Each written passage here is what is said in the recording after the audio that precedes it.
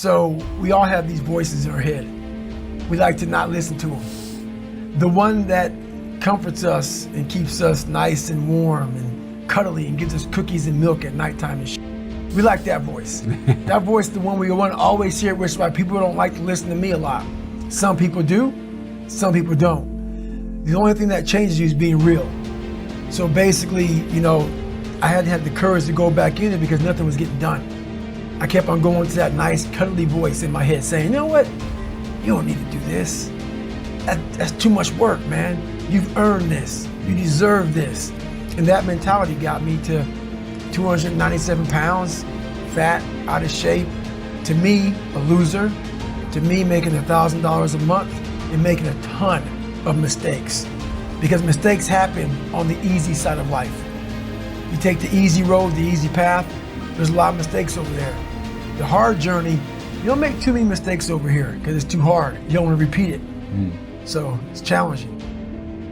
It's more important to own your weaknesses. You got to really triple down on those, man.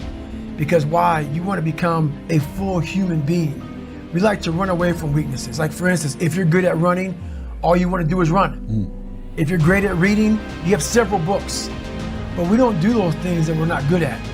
So for me, I realized, man, like I keep on running away from these things I'm not good at. I have to dive into these things. I have to become one with these things. And that's what happened. And so I own them both. Yeah. And I talk very openly about them both. Every day I'm winning. Every day I'm winning the other voice in my head. So I'm at peace with myself.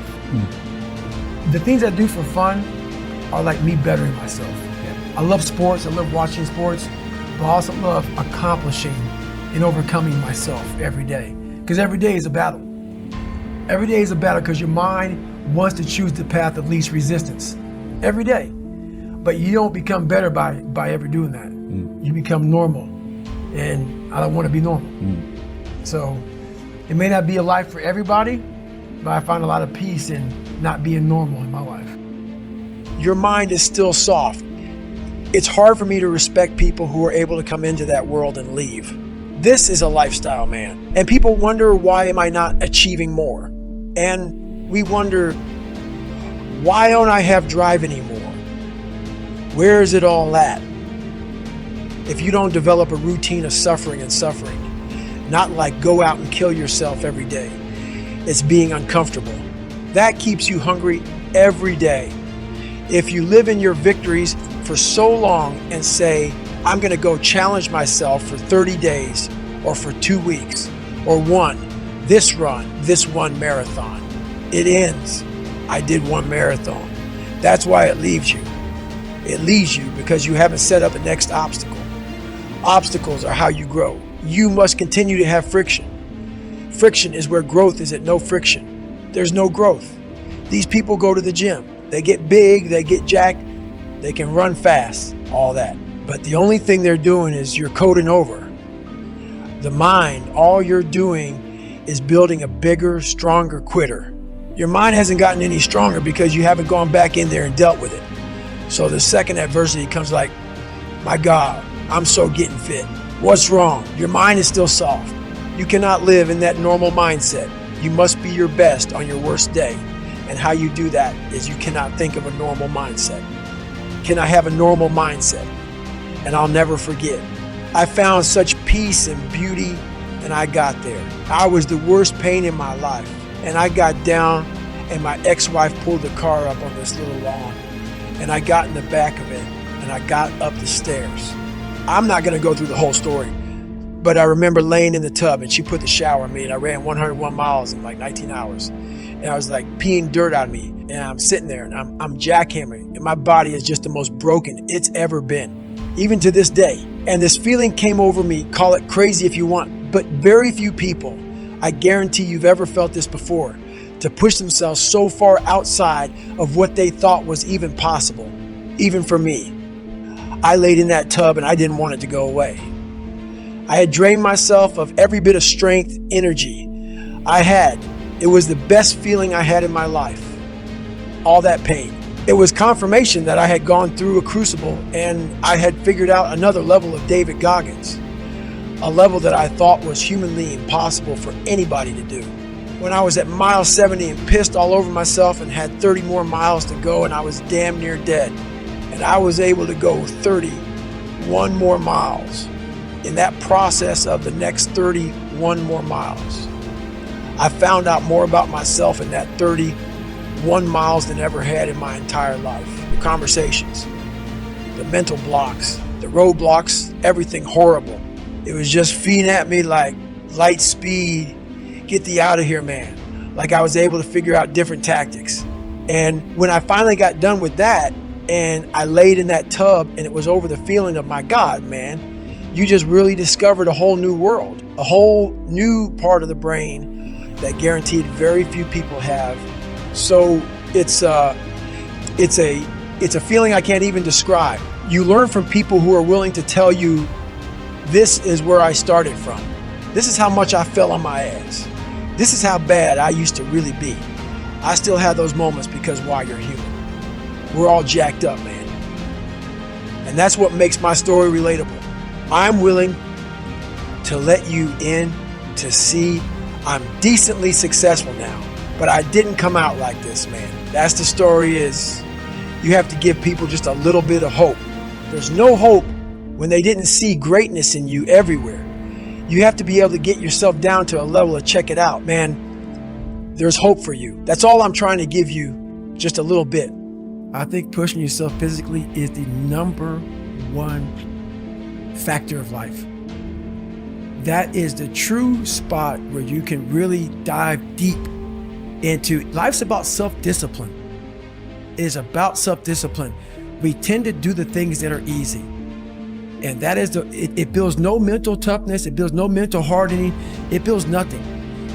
When you work out, working out is where you can build that the fastest. Because it's a constant, it gives you instant feedback. Yeah, you may not lose the weight you want to real fast, but the discipline it takes, it transfers over to all aspects of your life. It's not people, man, why are you always working out? Stop looking at it that way. This is the foundation of life. The first thing you see is your reflection. If you don't like what you see in the morning, you lost the war already. It's not about even liking what you see. It's about looking in the mirror and you may start, man, I feel different. That reflection is not everything. It's a feeling you're supposed to get. In life, once you leave your house, the war begins. In your house, you have some control. And that reflection in that mirror, you have to control that reflection in the mirror. That's how you start your day. If you leave your house feeling like, okay, I can fight. I've established the mentality to fight. And that all that comes from working out. It's not just from, you can't find that in the office. Our culture has become hooked on the quick fix, the life hack, efficiency. Everyone is on the hunt for that simple action algorithm that nets maximum profit with the least amount of effort. There's no denying this attitude may get you some of the trappings of success if you're lucky, but it will not lead to a callous mind or self-mastery. If you want to master the mind and remove your governor, you'll have to become addicted to hard work, because passion and obsession, even talent, are only useful tools if you have the work ethic to back them up. My work ethic is the single most important factor in all of my accomplishments. Everything else is secondary. And when it comes to hard work, whether in the gym or on the job, the 40 rule applies. To me, a 40-hour work week is a 40% effort. It may be satisfactory, but that's another word for mediocrity. Don't settle for a 40-hour work week. There are 168 hours in a week. That means you have the hours to put in that extra time at work without skimping on your exercise. It means streamlining your nutrition, spending quality time with your wife and kids. It means scheduling your life like you're on a 24-hour mission every single day. The number one excuse I hear from people as to why they don't work out as much as they want to is that they don't have time. Look, we all have work obligations. None of us want to lose sleep, and you'll need time with the family or they'll trip the fuck out. I get it. And if that's your situation, you must win the morning. When I was full-time with the SEALs, I maximized the dark hours before dawn. When my wife was sleeping, I would bang out a 6 to 10 mile run. My gear was all laid out the night before. My lunch was packed, and my work clothes were in my locker at work, where I shower before my day started at 7:30 a.m. On a typical day, I'd be out the door for my run just after 4 a.m. and back by 5:15 a.m. Since that wasn't enough for me, and because we only owned one car, I rode my bike. I finally got my own 25 miles to work. I'd work from 7:30 a.m. to noon and eat at my desk before or after my lunch break. During the lunch hour, I'd hit the gym or do a 4 to 6 mile beach run, work the afternoon shift, and hop on my bike for the 25-mile ride home. By the time I was home at 7 p.m., I'd have run about 15 miles, rocked 50 miles on the bike, and put in a full day at the office. I was always home for dinner and in bed by 10 p.m., so I could do it all over again the next day. On Saturdays, I'd sleep in until 7 a.m., hit a 3-hour workout, and spend the rest of the weekend with Kate. If I didn't have a race, Sundays were my active recovery days. I'd do an easy ride at a low heart rate, keeping my pulse below 110 beats per minute to stimulate healthy blood flow. Maybe you think I'm a special case or an obsessive maniac. Fine, I won't argue with you. But what about my friend Mike? He's a big-time financial advisor in New York City. His job is high pressure, and his workday is a hell of a lot longer than 8 hours. He has a wife and 2 kids, and he's an ultra runner. Here's how he does it. He wakes up at 4 a.m. Every weekday, runs 60 to 90 minutes each morning while his family is still snoozing. Rides a bike to work and back and does a quick 30-minute treadmill run after he gets home. He goes out for longer runs on weekends, but he minimizes its impact on his family obligation. He's high-powered, wealthy as and could easily maintain his status quo with less effort and enjoy the sweet fruits of his labors. But he finds a way to stay hard because his labors are his sweetest fruits. And he makes time to get it all in by minimizing the amount of bullshit clogging his schedule. His priorities are clear, and he remains dedicated to his priorities. I'm not talking about general priorities here either. Each hour of his week is dedicated to a particular task, and when that hour shows up in real time, he focuses 100% on that task. That's how I do it too, because that is the only way to minimize wasted hours. Evaluate your life in its totality. We all waste so much time doing meaningless bull. We burn hours on social media and watching television, which by the end of the year would add up to entire days and weeks if you tabulated time like you do your taxes. You should, because if you knew the truth, you'd deactivate your Facebook account stat and cut your cable. When you find yourself having frivolous conversations or becoming ensnared in activities that don't better you in any way, move the f*** on. When you're nothing, and change yourself into something like me, you call it happiness, peace, whatever the f*** you want to call it, people are missing exactly what went on with David Goggins. Why don't you smile? I do. But I figured something out.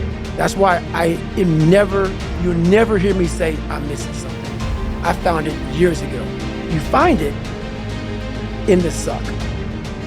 You find it in the suck, and you find it repeatedly in the suck, to the point where you know exactly who you are. Most people are missing something because they don't know who they are.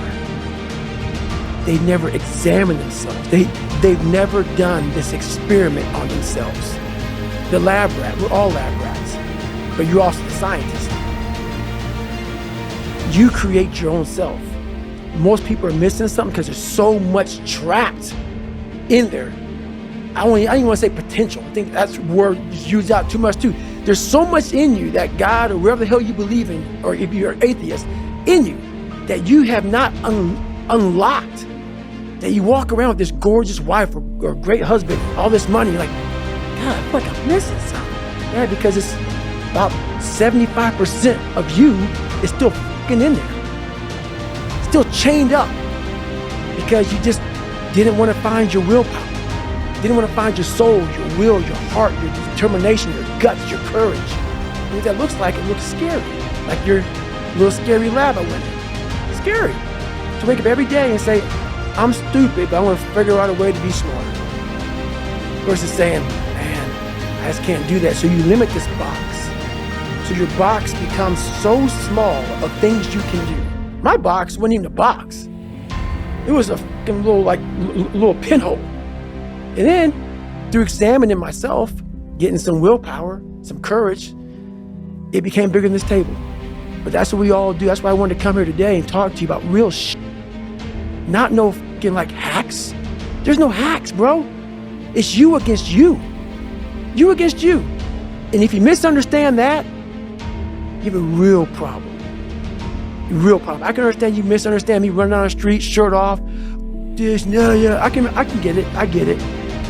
If you misunderstand what I'm saying right now today, the problem is you. And you don't want to fix it.